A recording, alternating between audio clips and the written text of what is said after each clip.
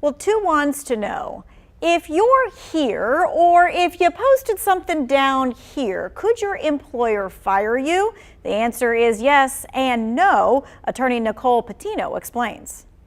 So if you are engaging in a lawful activity, depending on where you work, you likely are not going to be able to be terminated. However, if you are protesting and you're engaging in hate speech, or if you're protesting and maybe you work for a public agency and it appears that you can't perform your duties in the workplace in an impartial manner, that may be a reason that your employment could be terminated.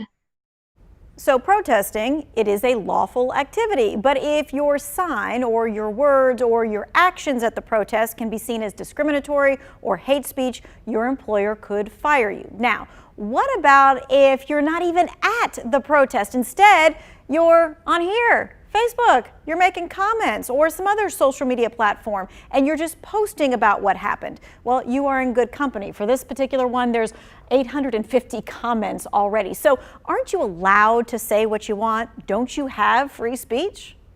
For public sector employees, you do have some free speech protections. That means if you work for local government, state or federal employers.